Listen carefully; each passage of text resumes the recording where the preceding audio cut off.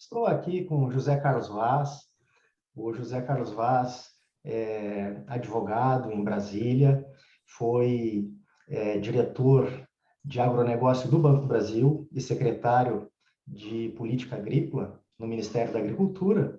E, além disso, é uma referência para mim na temática do agronegócio, né? Eu recorro bastante ao Zé Carlos para falar de assuntos que são assuntos sensíveis e que o José Carlos sempre aporta um olhar crítico, mas ao mesmo tempo propositivo.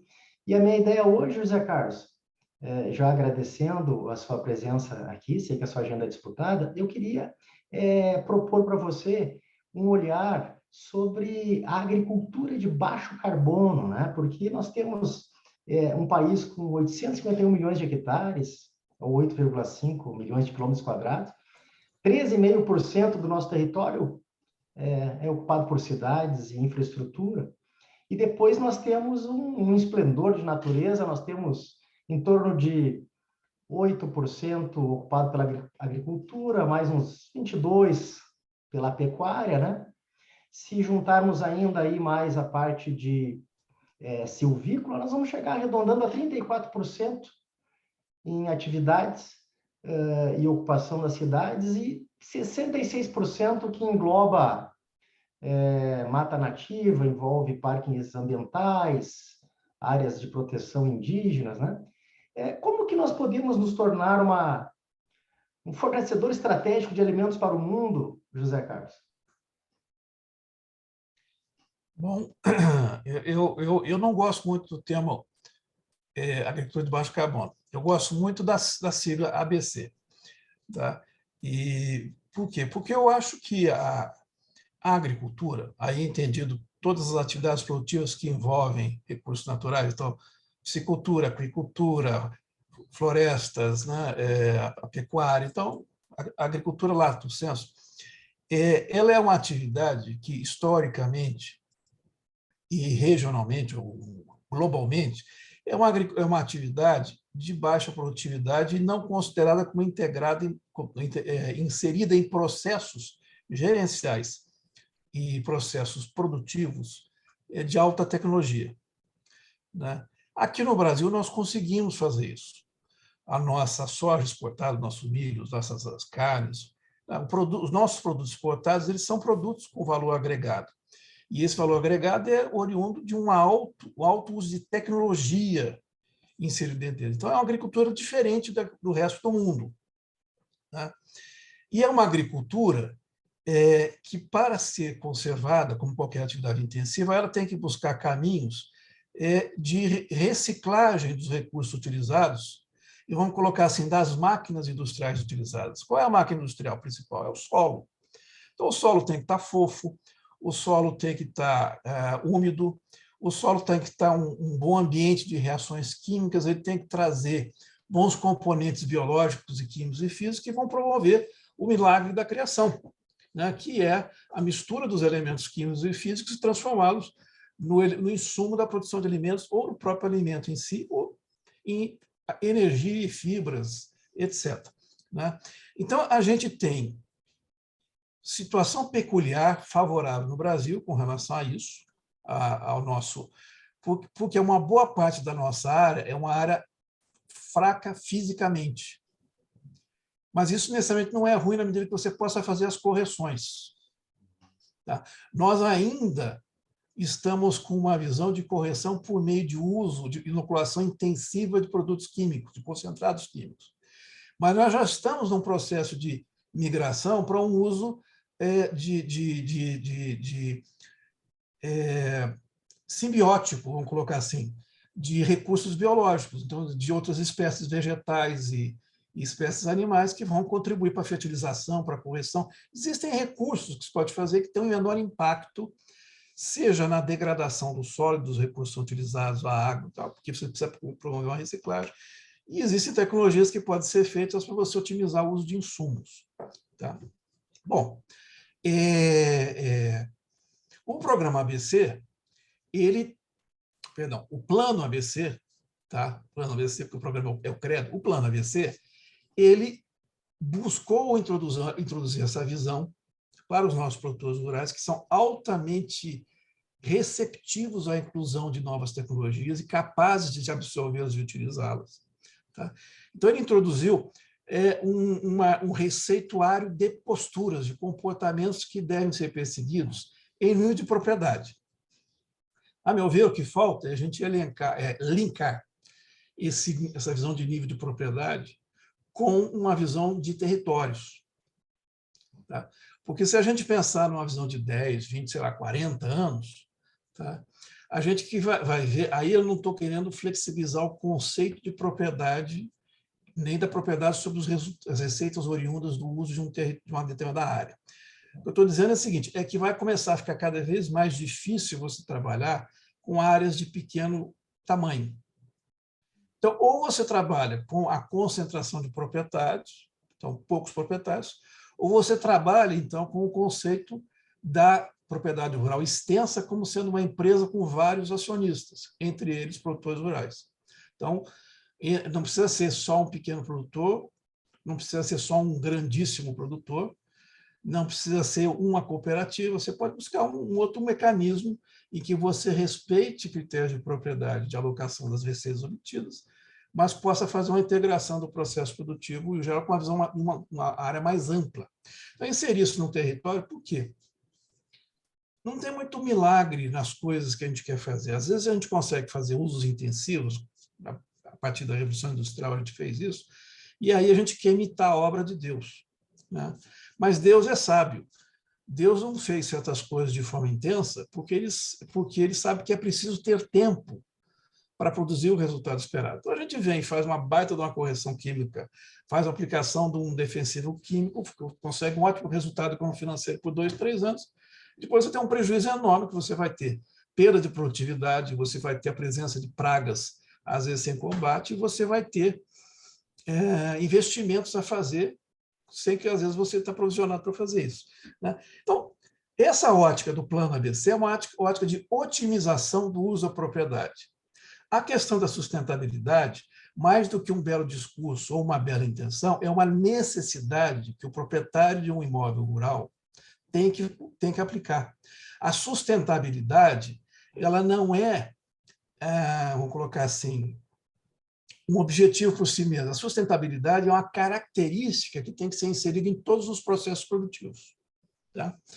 Então, por que eu gosto da sigla ABC? Porque eu acho que nós tínhamos que trabalhar uma melhor otimização, uma melhor aplicação dos instrumentos de política agrícola em relação à propriedade. Você pegar os instrumentos considerados no plano ABC, o mais importante, o mais que se dá mais valor, para mim, é o pior recurso utilizado, que é o programa ABC, que é crédito.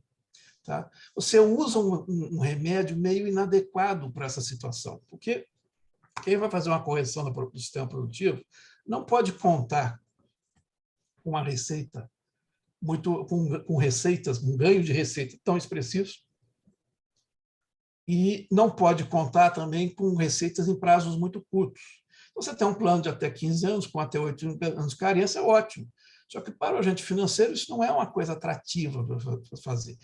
E a cultura do plano de investimentos ela foi perdida nas associações financeiras. Nas associações financeiras não tem mais essa visão. Tá? Então, a meu ver, precisávamos trabalhar com o conceito das propriedades A, B, C e D, em que você faria o seguinte, sem dar razão para expropriação com visão ideológica, expropriação de propriedade com fins ideológicos, assim, pensando apenas do ponto de vista técnico, perdão, você chegaria a uma propriedade e veria a situação dela considerada um padrão esperado. Ela não estando no padrão, você faria um plano de atingimento daquela situação. E ela seria D, para chegar a um determinado a C, B e A. E na medida em que ela atingisse essa graduação, ela teria premiações na receita ou no acesso a alguma forma de premiação. Nós estamos trabalhando muito com a visão, primeiro, da punição, que é cobrar mais imposto, que é expropriar a propriedade, que é condenar o produtor por ser criminoso ambiental. Tá? Quando, na verdade, o que nós estamos falando para ele é para ele restringir o uso da sua propriedade, reduzir a sua receita, apostar em novas tecnologias e esperar 10, 15 anos para, se o mercado consumidor pagar preços diferenciados por produtos que têm a base sustentável, ele conseguir ter um ganho de dinheiro, né? Então, a gente não pode mais ver o produtor rural como um capitalista selvagem, bruto, querendo acabar com a natureza. Nós temos que considerar o produtor rural como um parceiro do meio urbano que vai cuidar de uma área que vai gerar serviços ambientais. Então, o meio urbano tem que estabelecer um compromisso de reconhecimento e valorização e remuneração dos produtores ao longo do tempo. Se não fizer isso, fica muito difícil querer que ele consiga produzir dessa forma. E a gente tem que ter, então, uma meta territorial, porque também nós temos uma situação, a gente tem, fala-se tanto do desmate da Amazônia, mas o fato é que é onde estão as maiores áreas as unidades de conservação, a maior área de unidades de conservação está na Amazônia. Talvez a gente tenha que começar a pensar em aumentar a área de conservação no Cerrado, no Pantanal, na Mata Atlântica, na Mata de Araucária, no Pampa, que são ecossistemas que estão mais degradados e que o uso é mais intensivo, e que tendem, pelo tamanho das propriedades, a ir perdendo a sua capacidade de geração de resultado econômico. Aí são coisas que a sociedade precisa pensar. Não adianta a gente fazer uma reunião e escolher quem vai ser a vítima. A vítima vai ser o produtor rural. Ou ele faz isso, ou nós vamos colocar na cadeia, ou vamos negar acesso a crédito rural e vamos cobrar uma multa dele. Não é assim que se resolve as coisas. Se não houver solidariedade, você não vai ter. Se você não houver solidariedade nos compromissos, no esforço, no trabalho, você não vai ter solidariedade nos resultados, né? Então, eu gosto muito da visão de plano ABC, mas nesse sentido, a gente classificar uma propriedade como A, B, C ou D, com relação aos seus processos sustentáveis. Salvo engano, esse curso que o Rodrigo aplica a vocês, alunos dele, é um curso na área de gestão, não é isso, Rodrigo? Isso. Os MBAs, né, da FGV. MBA, que basicamente é a formação de executivos e de gestores, né? E justamente o que falta nesse processo todo é uma gestão em nível estratégico, tático e operacional, com o uso de indicadores, com a estabelecimento de metas alcançáveis e com prêmios. Com prêmios de resultado, e, eventualmente, no futuro, depois de um tempo, você começa a colocar algumas punições. Efetivamente, você não pode você não pode, de saída, partir só com a visão negativa, só com a punição. Você tem que fazer uma motivação e um convencimento, né? Veja esse outro aspecto, para ir caminhando para a gente encerrar o papo. Veja esse outro aspecto. Boa parte dos defensores da questão da sustentabilidade no mundo defendem como sendo uma forma de driblar os compromissos que seus países assumiram junto ao OMC, Organização Mundial do Comércio, e, com isso, restringir a entrada de produtos agropecuários brasileiros nos seus mercados locais. Isso é hipocrisia, né? Não quer dizer que nós estamos com a nossa casa arrumada aqui no Brasil. Não, a gente tem muita coisa para fazer. Mas, por outro lado, a gente tem que separar o que é discurso do que é comportamento.